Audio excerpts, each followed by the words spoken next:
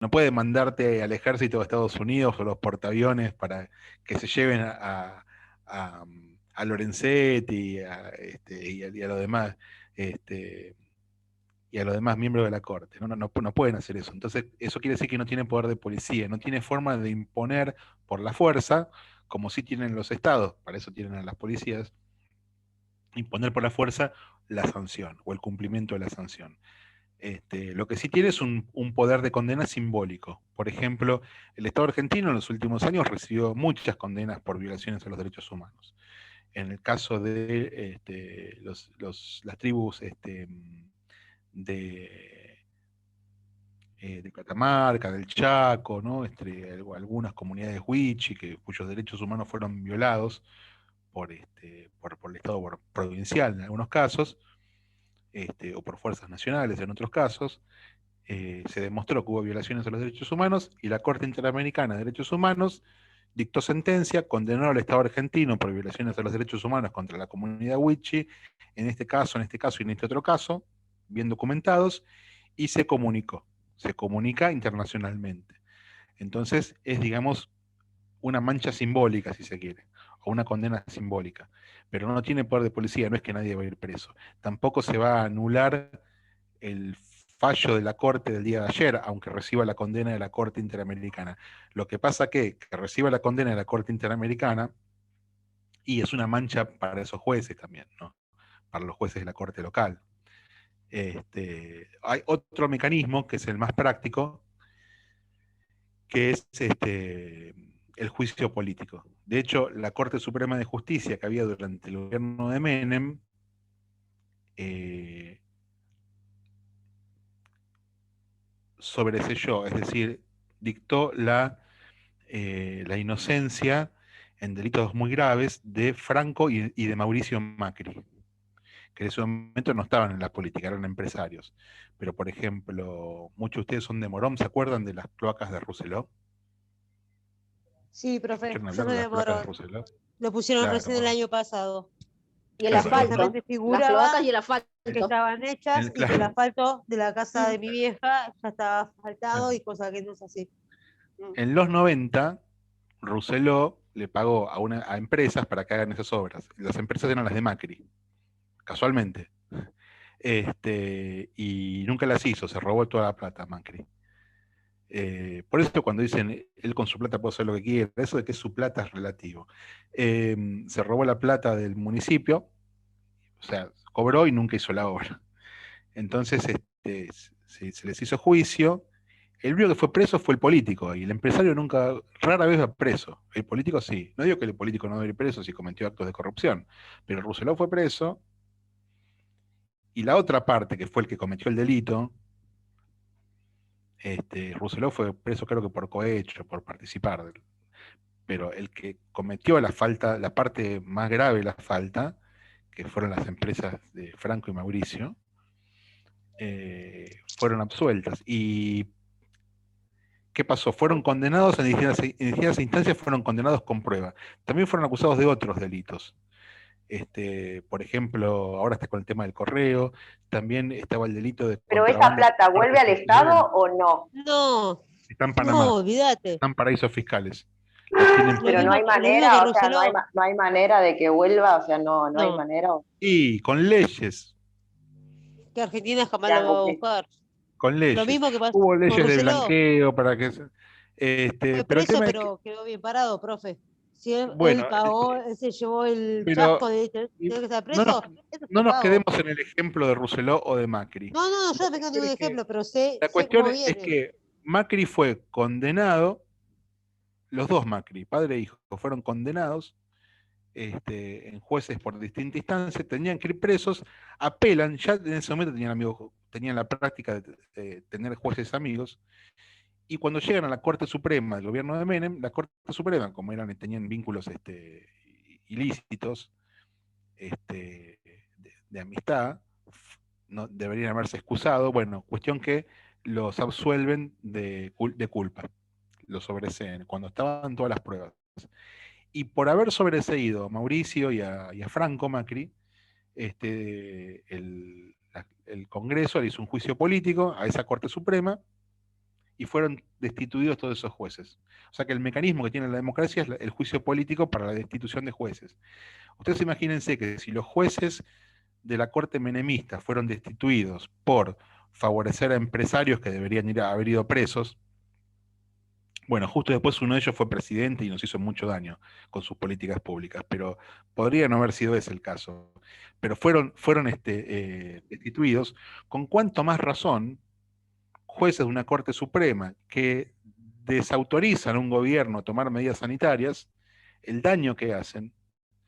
Entonces, para mí hay suficientes motivos para el juicio político. El juicio político es más corto que ir a la Corte Interamericana de Derechos Humanos y tiene más eficacia, porque esos jueces son destituidos y se pueden nombrar nuevos. Y no pueden ejercer nunca más un puesto estatal, digamos.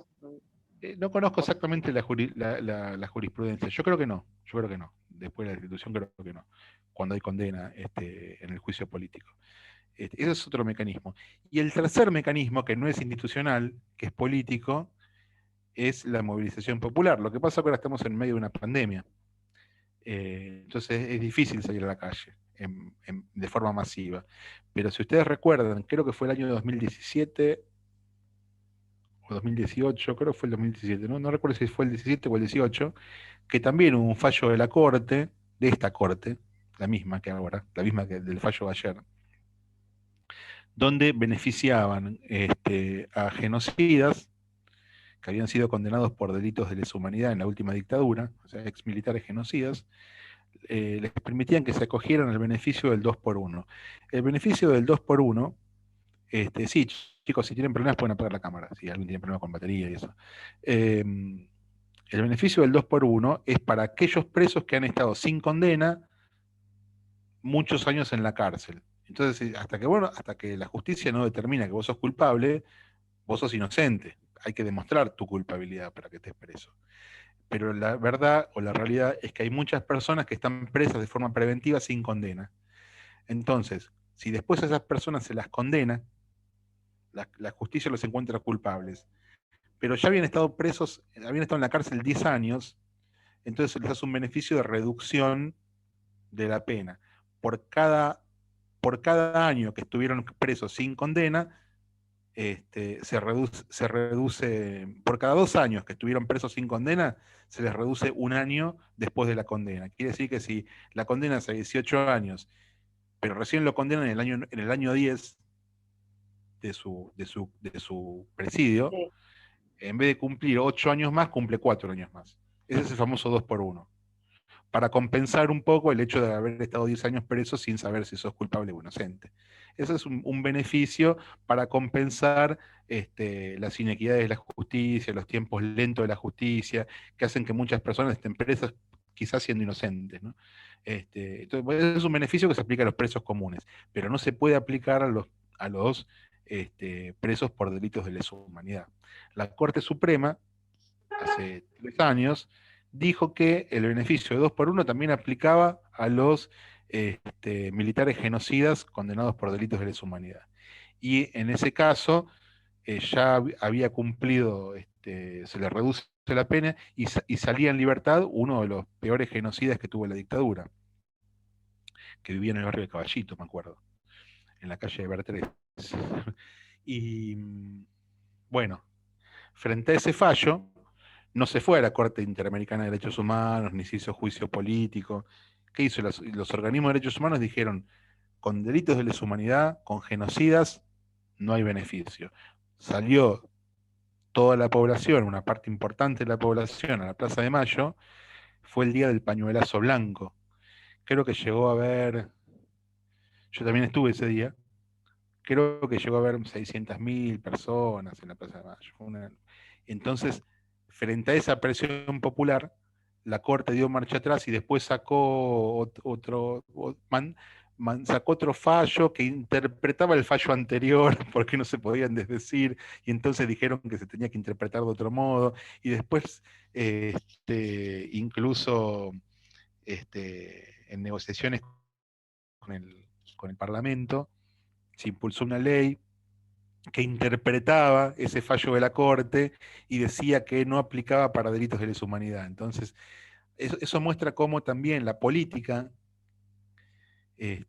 más allá de la política instituida, la política en la calle, los organismos de derechos humanos, del pueblo, también puede revertir una decisión de la Corte Suprema. Y el caso del pañuelazo con el 2x1 es un ejemplo.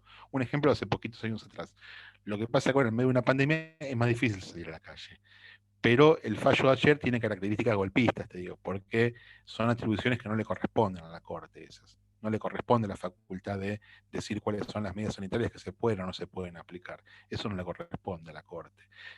La Corte también desconoció la declaración de emergencia sanitaria del Congreso del año pasado, donde el Congreso avaló los decretos de necesidad y urgencia de presidencia en relación a la emergencia sanitaria. Se siguieron todos los mecanismos institucionales.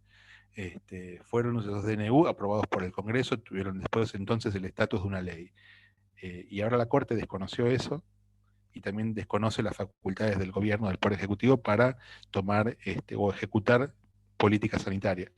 Entonces también tiene características golpistas, más allá de los efectos sobre la salud pública que pueden ser catastróficos de una medida así. Así que bueno, tenemos un ejemplo fresquito de ayer de una violación a los derechos humanos, en este caso de una parte del Estado que es la Corte Suprema de Justicia. Y el texto que teníamos, si bien dice que en realidad reconoce que es un peligro cuestionar la universalidad de los derechos humanos, sobre todo el derecho a la salud y la vida, porque efectivamente podrían ser violados estos derechos por algunos estados, sí plantea que el concepto de dignidad humana puede variar de cultura en cultura. Entonces, lo que para nuestra cultura occidental, blanca, europea, o descendiente de Europa, es la dignidad, para una cultura indoamericana, africana, asiática, a lo mejor la dignidad se mide en otros términos. Por eso lo que propone el texto es un modelo de relativizar el peso cultural de la dignidad. Siempre toda comunidad humana tiene que tener derecho a la dignidad, pero la forma en que esa dignidad se manifiesta en cada cultura tiene que ser tenida en cuenta por el ordenamiento jurídico internacional de derechos humanos. Eso es lo que plantea el texto. Los derechos humanos tienen que tener en cuenta las variantes culturales de la dignidad, tenerlas en cuenta, no avasallarlas. Y a eso apunta todo el texto. Aguárdenme un segundito que está muy nublado, voy a prender la luz y vengo.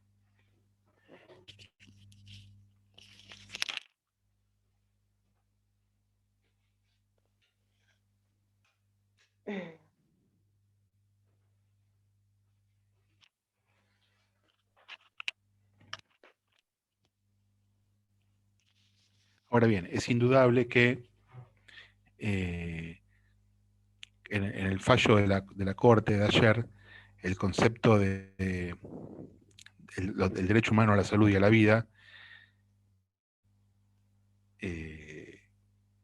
para nuestra comunidad, sobre todo para la comunidad educativa, los gremios están haciendo paro desde hace varios días por este tema, en defensa de la salud y de la vida, no solamente de ellos, de los docentes, sino también de la comunidad educativa, la familia, los chicos, las chicas, los adolescentes. Pero tal vez en otras culturas, la dignidad se exprese a través de otras prácticas, y eso lo que plantea el texto, que eso tiene que ser tenido en cuenta por el ordenamiento jurídico internacional.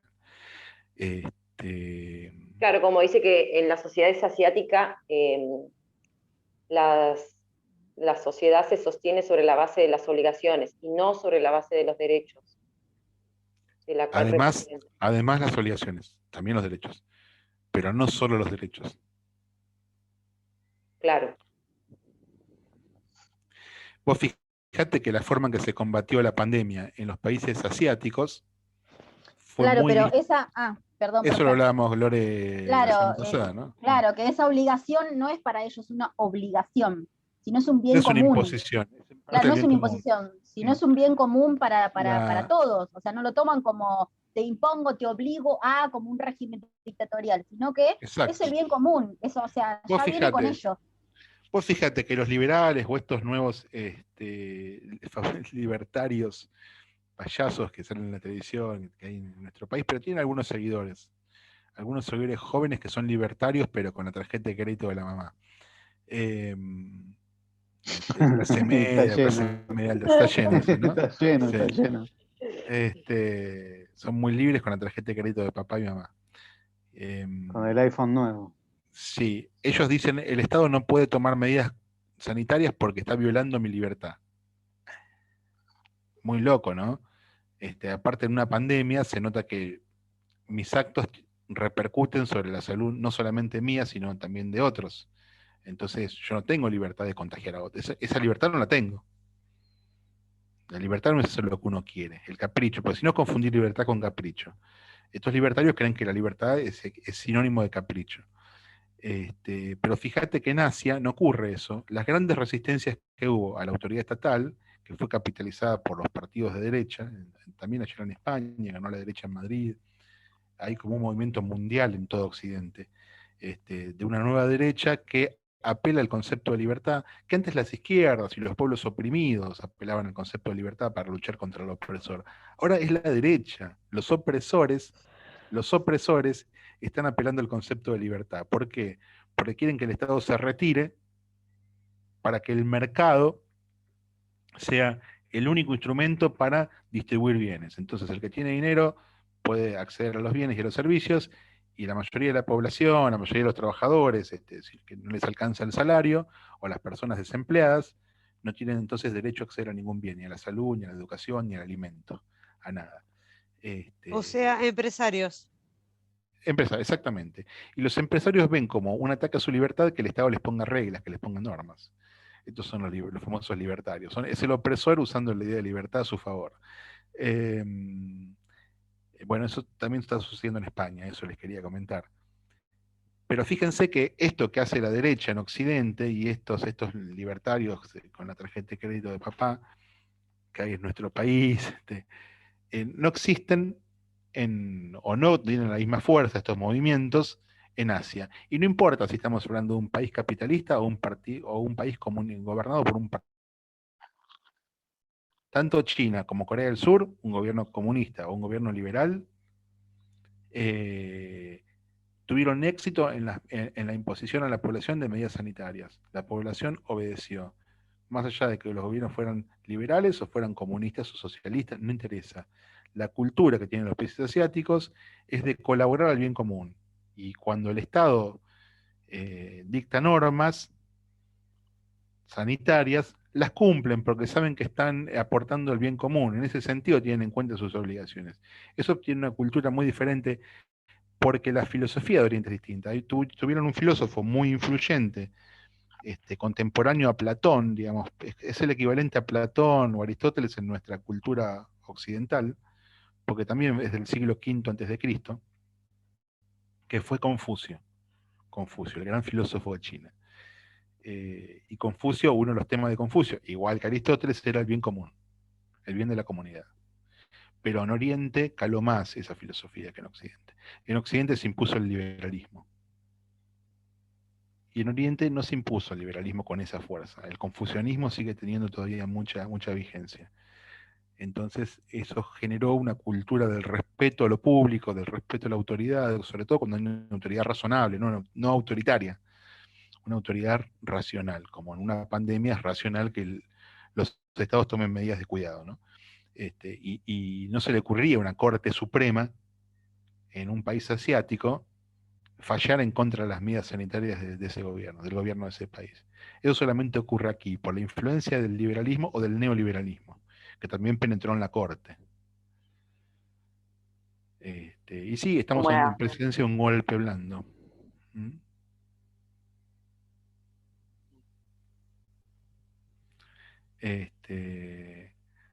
Así que bueno, esto tiene que ver con cómo se concibe la dignidad y la defensa de los derechos humanos con las diferencias culturales.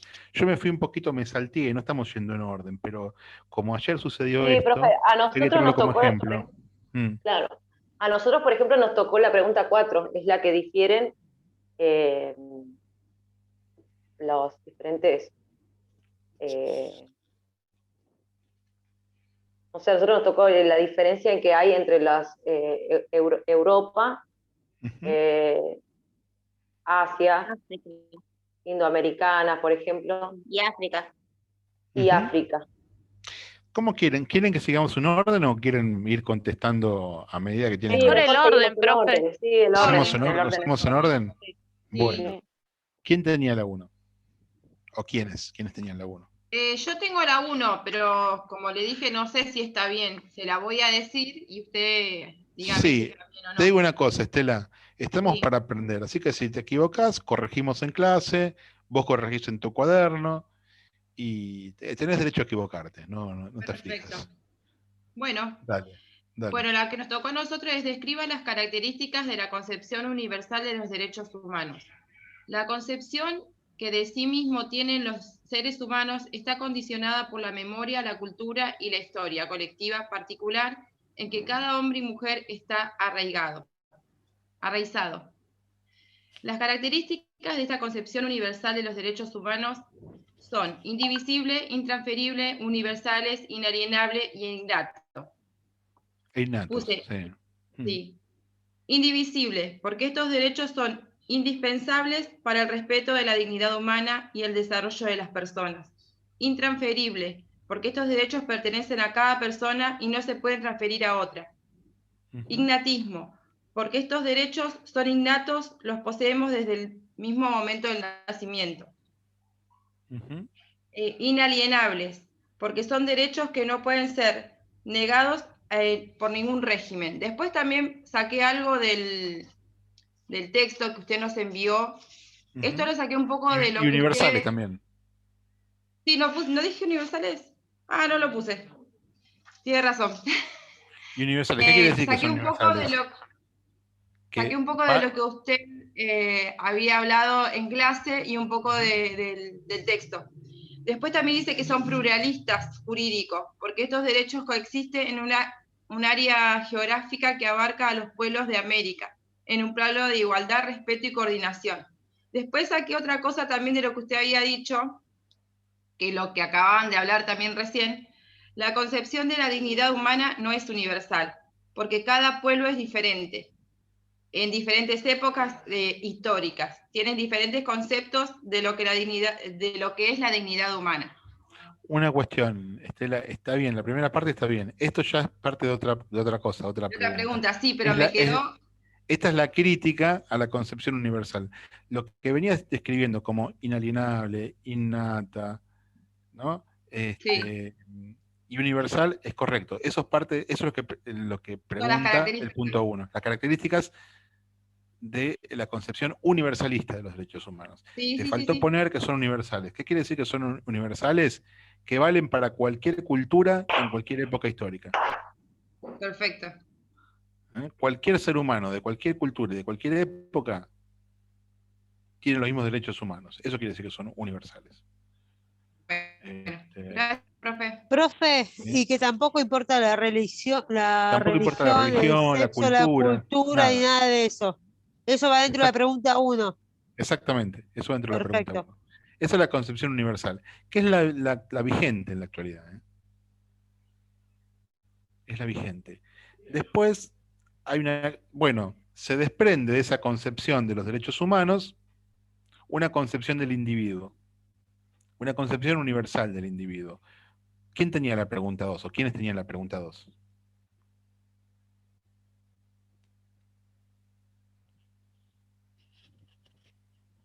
No sé, profe, yo no la hice, pero me voy a arriesgar para... Nosotros creo que la hicimos también, pero no. Dale, dale. Comenten lo que hicieron, lo vamos charlando entre todos. Dale, Fran. Ahí la digo. Dale. No te copies, Franco, dale.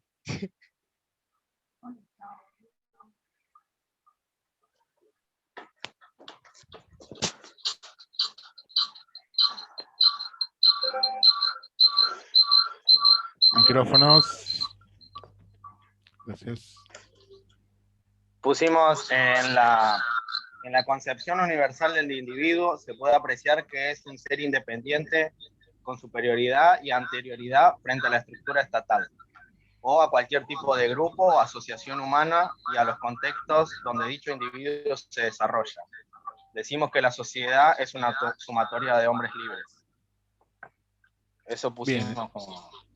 Está muy bien, Franco. Está muy bien, Franco. ¿Se entiende qué quiere decir eso? Que es independiente de cualquier contexto cultural, histórico y que es anterior al Estado. Esa es una concepción liberal, chicos. ¿Qué dice el liberalismo del hombre? A ver, ¿qué más hay? Si no le das una pregunta, anterior al Estado, ¿usted a qué se refiere con eso? Sí, en realidad el autor del texto, pero les comento que claro, sí, porque yo no lo escribí el texto. No, pero capaz que usted me puede dar una idea, no, pero... Pero lo voy a... sí, pero igual coincide con el autor, Te voy a decir a qué se refiere. Creo que la clase pasada algo les comenté, que en la doctrina, ¿vieron que les dije que en Occidente se impuso la doctrina o el pensamiento liberal? Sí. Y en Occidente no tanto, todavía el confucianismo y la filosofía del bien público es muy fuerte. Bueno, en Occidente tuvimos filosofía del bien público, la de Aristóteles, que habla de bien común, tuvimos la filosofía de Rousseau, la de Marx, pero esas ideologías fueron perseguidas a lo largo de la historia, incluso fueron encarcelados, reprimidos, torturados y asesinados las personas que defendían esas ideas. La última dictadura es un ejemplo. Pero tuvimos ideas sobre el bien común.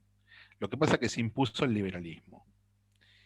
Y las dictaduras militares en los últimos 100 años, 90 años, se han encargado de reprimir esos movimientos para que se imponga o para que triunfe o quede como única la filosofía neoliberal, que es un desarrollo, no voy a meter mucho en la diferencia, pero el neoliberalismo ahora es dominante, es ideología dominante, y el liberalismo también lo ha sido durante los últimos 200 años en Occidente.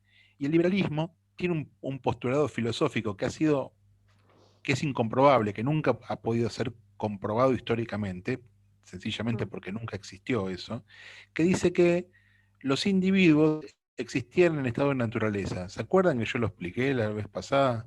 Sí. ¿Qué es que el individuo existe en estado de naturaleza? Es como Tarzán, que vive con la mona chita. No es como Tarzán, que viva con la mona chita, sino que pueda disfrutar de todo y disfrutar de todo lo que el ambiente y demás le propician. Yo más o menos lo tomé así. No, en realidad... O sea, que los derechos naturales son anteriores a la sociedad. O sea, que el individuo... Es un problema que tiene la concepción europea. Claro, y que los derechos la concepción naturales liberal de los derechos humanos tienen ese problema. Pero vayamos a la teoría liberal, lo que es la teoría liberal. ¿Qué significa que es el individuo anterior al Estado? Porque todos nacen esa pregunta que me hace Cecilia. ¿Qué significa? Sí, se me mezcla. Gracias, profe. ¿Qué significa que el individuo es anterior al Estado? Significa esto. Los liberales dicen esto es estado de naturaleza. ¿Qué implica el estado de naturaleza? Que el individuo es anterior al Estado y anterior a la sociedad. Implica que... Primitivo. En teoría, suponete, el ser primitivo, ¿cómo era para los liberales el ser primitivo? Era igual que el burgués. Igual que el burgués. ¿Cómo se comporta uno cuando va al supermercado? Bueno, en otra época cuando alcanzaba la plata. Uno va a la góndola y agarra, claro, hace un cálculo económico y ve cuánta plata tiene, para qué le alcanza y va comprando lo que necesita dentro de su presupuesto. Bueno, los liberales creen que el hombre siempre fue así. Pero ese es el individuo burgués, ¿no? Del individuo de la época de la burguesía, que nace en el siglo XVIII, XVII, XVI, después del descubrimiento de América empieza el comercio internacional, aparecen los primeros prestamistas, los primeros banqueros, y ahí se desarrolla este sujeto, esta clase social que es la burguesía, que después con la revolución industrial en el siglo XIX va a necesitar mano de obra, entonces desplaza, echa de la aldea, del campo a los campesinos, los deja sin medios para sobrevivir, sin tierra para cultivar, y los convierte en proletarios, en trabajadores, para que vayan a trabajar 20 horas seguidas todos los días en sus fábricas, hasta morir. Bueno, siglo XIX, y el neoliberalismo quiere volver a esa época de oro donde los trabajadores no tienen derechos y trabajaban 20 horas por día, hasta fallecer. Esa es la época de oro del neoliberalismo. Quieren volver a esa época. Pero entonces, es una imagen del burgués. Y ellos, los liberales, creen que el ser humano siempre fue igual que el burgués. Entonces, ¿cómo serían los pueblos primitivos? Para ellos, un hombre que piensa racionalmente, que es consciente de sus intereses. El texto dice que es autoconsciente de sus intereses, transparente. También es una persona, un individuo que no tiene inconsciente. Freud después vino a romper con esa idea, ¿no? Porque Freud descubrió que tenemos inconsciente, o sea que en realidad hay muchas cosas de nosotros mismos que no sabemos, que son inconscientes. Pero para los liberales no, somos conscientes de nuestros intereses, y siempre seguimos acciones racionales para obtener determinados fines, de los cuales somos totalmente conscientes. Somos autoconscientes, transparentes e independientes, no dependemos unos de otros. Entonces, lo que hacen es trasladar la imagen del burgués en la sociedad burguesa a un estado anterior a la sociedad. Y creen que el hombre en estado de naturaleza era igual que el hombre en sociedad, pero nada más que viviendo solo en una isla. Entonces yo les decía, es como Tarzán, que sabe hablar, sabe leer, pero vive en la selva. ¿Cómo es eso posible? Bueno, pregúntenle a los liberales cómo es eso posible. Yo no creo en eso. Pero los liberales sí creen en eso. Básicamente nació sabiendo. Por algo nació así. sabiendo, nadie se lo enseñó. Nadie se lo enseñó, claro. La mona Chita le enseñó a hablar, a leer, a escribir. Claro. Bueno, eso es el hombre en estado de naturaleza. Es como Tarzán. Sabe todo, tiene la cultura incorporada, pero vive fuera de la cultura. O sea, es imposible eso. Es imposible. Profe, perdón, sería como que son todos iguales, o sea, psicológicamente o en la mente o físicamente, porque sí, no sé. Que todos actuamos como si estuviéramos dentro del supermercado, como individuos racionales. Hay un sociólogo, Foucault, que habla del Homo economicus. ¿Y qué es el Homo economicus? Un modelo de humano, de hombre, que siempre actúa a través del cálculo de costo-beneficio.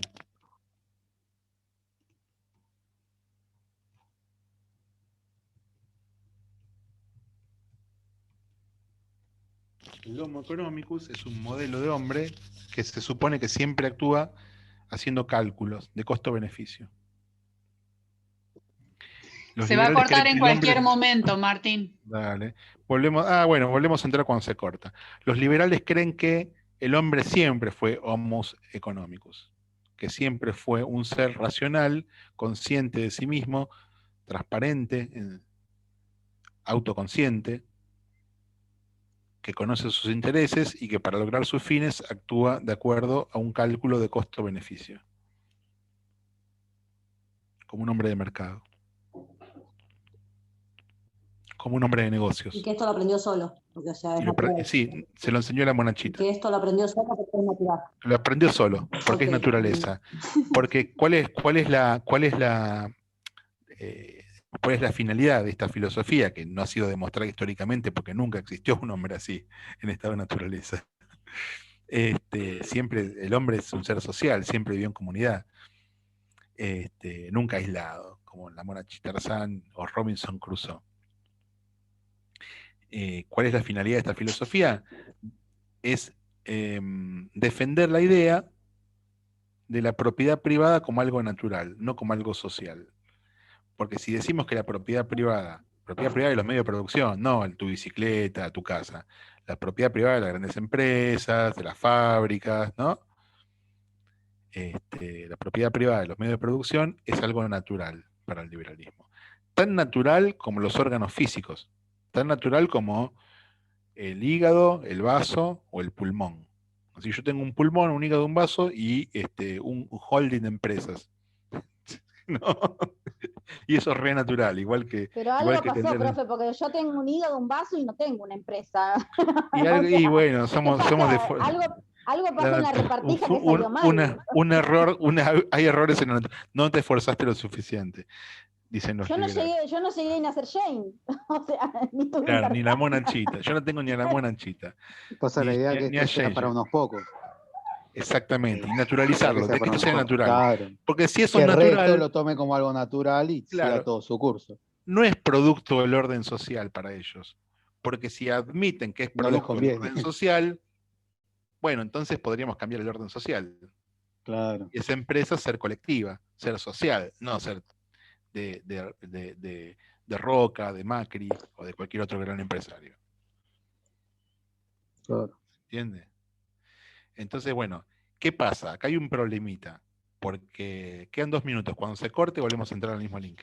Acá hay un problemita, porque lo que plantea el texto es que esta concepción del individuo universal y de los derechos humanos universales, en realidad no son universales. Es el individuo burgués y los derechos humanos liberales, concebidos de una manera liberal, con un hombre en abstracto. Dice, un hombre en abstracto, ¿qué quiere decir? Un hombre considerado de forma independiente de su contexto cultural. O sea, anterior a la sociedad, anterior al Estado, con atributos abstractos, que no dependen del contexto, donde no se considera el contexto cultural.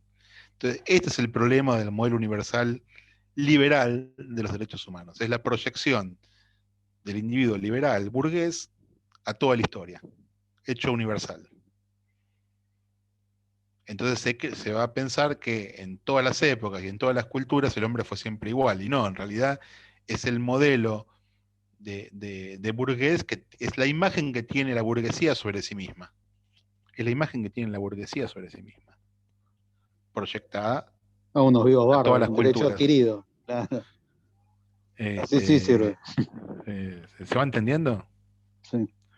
Chicos, salimos y volvemos a entrar, ¿dale? Y tratemos de ir resumiendo. Bueno, profe. Salimos y entramos de nuevo.